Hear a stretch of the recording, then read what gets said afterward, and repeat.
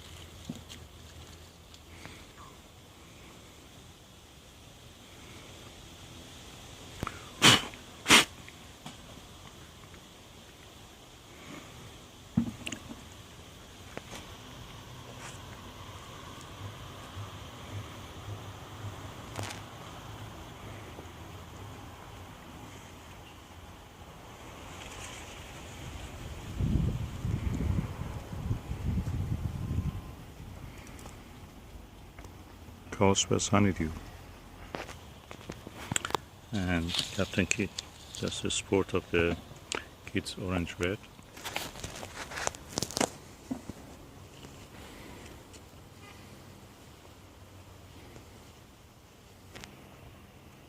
Again, Cowswell's honeydew, the sweetest apple I've ever seen.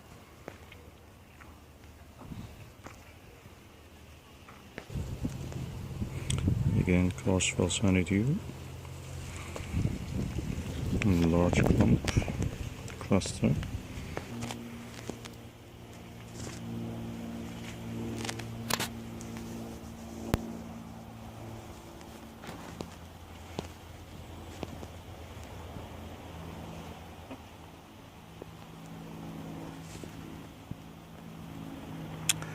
It just reminds me of that police helicopter who was filming the people in their private moments.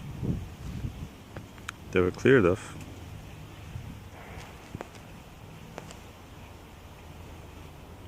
It's a food source. And the first flowers of the goji berry.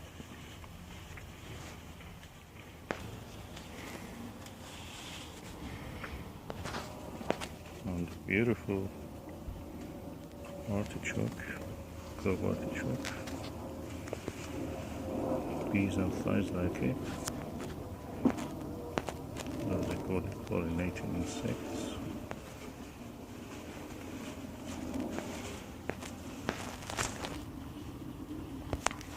Oh, I didn't see this. This is the first year the pear variety Beth has given some pears. It's the 5th of August, and as you see, we have 3 pears here.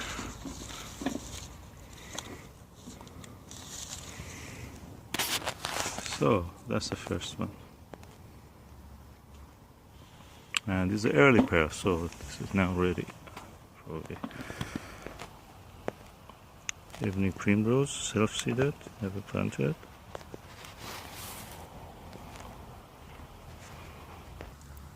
And the last of the gooseberries. And the first lychees are ready.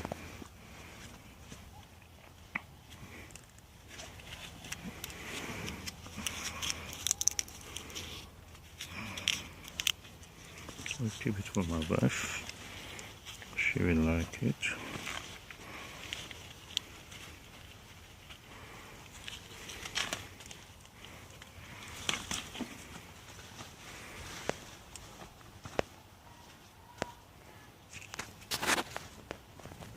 This is our onion from the set.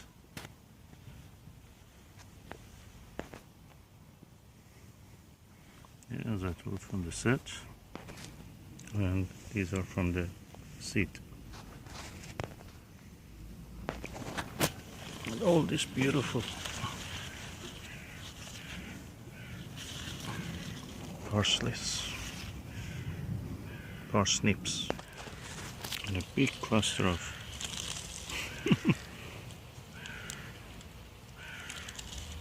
raspberry. And the Persian cress, which I've sown 1 month ago, is now going to seed. I will do a new batch when I harvest onions. Between them, beetroot and more beetroot.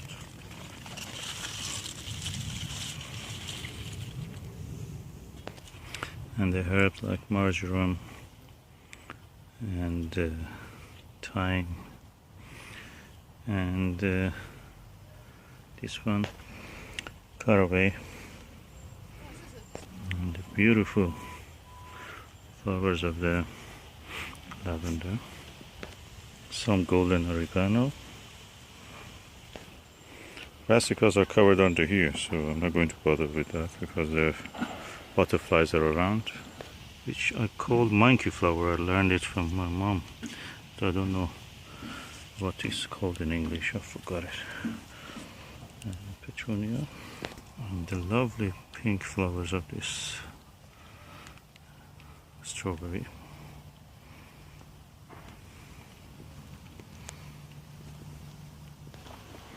And the Beltran strawberry is doing well actually. Others finished, and Beltran is yet going. And it has flower, has fruit, and more fruit. I'll just eat this one.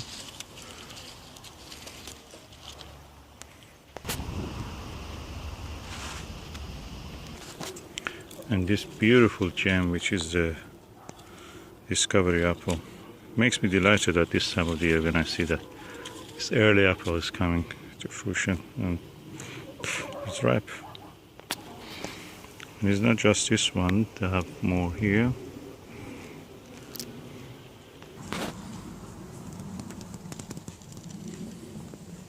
And the grapes are doing well because they are behind the net. The chickens cannot reach them. And the conference pear is amazing crop this year. Never saw such a good crop of it in the 4 years that we have this tree. Japanese wineberry, as usual, giving lots of food. Lovely Shropshire Damson, gradually getting ready. We have some new lemon and even blossom.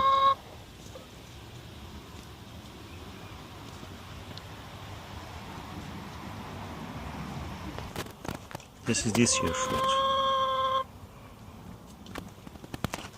And again, masses of Japanese wineberry ready to be harvested. And these are from last year, those lemons. And our Oregon blackberry is now in fruit.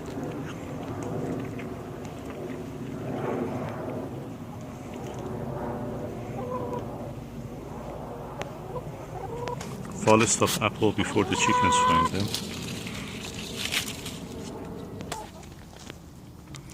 And the conference pear. Again, Falstaff. The last of the Morello cherries. Beautiful half crop of the Shropshire Damson. I think this will be ready in September.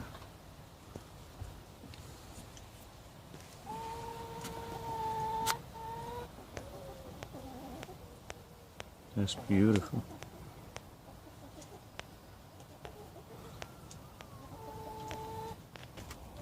And the lovely Marjorie seedling plum. More damson. The only branch which gave fruit was this one, which I trained it horizontal. The rest of it did a pruning just to encourage more branches. Our bountiful cooking apple has done well this year. I have to train it a little bit back this way. The whole tree is a little bit heavy. I will do it in the winter. At the moment it has a lot. And then we come to the sunset. This year again doing well. I have to catch up before the chickens or rats come and eat them. It has been told many times that Doina de Comis is a difficult pear to grow. Yeah, as you see, it's the third year that I have it and it's giving crop. I bought this from the Ludlow Plant Center, so I have yet to see how it will do. Some more Concord pear, more Concord. Typical shape of the Captain Kidd. As you see, this year it has given a lot of fruit. And Jupiter, which has not given much, only three fruits. So some have done well, some not so well. Asparagus has grown really well this bed. I have to come and read this. As you see, the Christmas potato which I planted here, they're growing, gradually coming, even the smallest ones. You see that one, they're coming up. And the beans I planted also, they're not doing bad. This is the late bean that I planted. And last but not the least, the rose. I like this rose because it was such a cheap tree, 99p. From 99p shop before it being sold to the Americans in Poundland. And it has grown and given so much flower. Even in the winter, Christmas time, it gives a beautiful flower. Again, this plate, whatever is on this plate, is from our own produce. Our bread, our tomatoes, our salad greens, our cucumber, our runny beans, our potatoes, freshly dug, Casablanca. You may have seen the video just a few hours ago. Our own egg from our own chickens. The only thing easier here, which is not from our own produce, is these turkey rashers. They are halal turkey rashers, and they're available everywhere. You can just buy them. And yeah, that's it. And of course the salt, sea salt, is not our own produce. It's the St. Michael's Archangel Church in the in a very tiny community. It's not even a village. It's very small, a few collection of barns, but the church is very impressive, huge. And even such a tiny place, you have food bank collection for Austrian borders. It's near the Welsh border, so here even people have to depend for their life on the food bank. I suppose not in the farm itself, but they give it to little communities like Oswestry. That's sad. Britain has ended up in a food bank country, after 7 years of a austerity government.